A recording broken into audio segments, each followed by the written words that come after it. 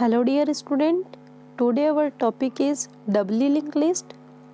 Previous video में हम link list के इंट्रोडक्शन को पढ़ चुके हैं। इसमें हमने देखा है कि लिंक लिस्ट क्या होती है और उसके टाइप्स का स्मॉल इंट्रोडक्शन पढ़ चुके हैं। जैसे कि सिंगली लिंक लिस्ट, इसमें क्या होता है कि दो सेक्शन होते हैं। एक सेक्शन डेटा सेक्शन होता है और दूसरा सेक्शन एड्रेस सेक्शन होता है। एड्रेस सेक्शन नेक्स्ट इंस्ट्रक्शन के एड्रेस को रखता है। इस वजह से हम जो है लेफ़्ट टू राइट ट्रेवल कर सकते हैं, मतलब फॉरवर्ड ट्रेवल कर सकते हैं। लेकिन हमें राइट टू लेफ़्ट अगर ट्रेवल करना है तो हम सिंगली लिंक लिस्ट में नहीं कर सकते हैं। इसी तरीके से सर्कुलर लिंक लिस्ट में भी होता है। अब इन दोनों लिंक लिस्ट में, सर्कुलर और सिंगली लिंक लिस्ट में, मेन डिसएडवांटेज यही है कि this list is the inability to travel the list in the backward direction. इन दोनों में हम क्या कर सकते हैं, फॉरवर्ड डायरेक्शन में तो ट्रेवल कर सकते हैं लेकिन बैकवर्ड डायरेक्शन में ट्रेवल नहीं कर सकते हैं। In most of the real world application, it is necessary to travel the list both in forward direction and backward direction। लेकिन हम जब रियल लाइफ एप्लीकेशन की बात करें तो इसमें ये नेसेसरी होता है कि हम क्या करें, फॉरवर्ड डायरेक्शन में भी ट्रेवल कर सकें और बैकवर्ड डायरेक्शन में भी ट्रेवल कर सकें। The most appropriate data structure for such an application is a doubly link list. ये जो डिसएडवांटेज को दूर करने के लिए एक मोस्ट अप्रोप्रिएट डेटा स्ट्रक्चर वो है डबली लिंक लिस्ट।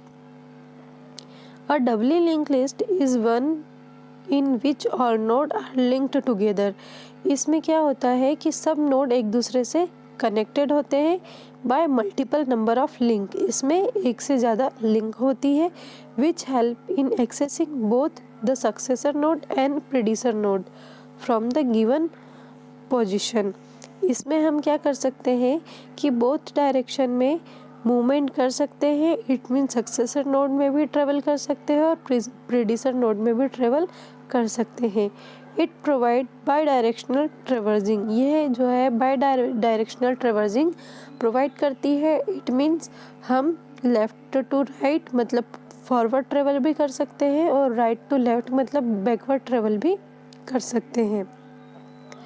जैसा कि हमने डायग्राम में देखा कि मिडिल सेक्शन में हमारा डेटा सेक्शन है और राइट साइड में हमारा नेक्स्ट जो है नोड उसका एड्रेस होता है और ये प्रीवियस सेक्शन में हमारा प्रीवियस नोड का एड्रेस होता है। Each node in doubly link list has two link list. जैसा कि देख रहे हैं हम कि एक नोड है जिसमें कितनी टू लिंक फील्ड है, दो लिंक फील्ड है। This are use to point to the successor node and predecessor node.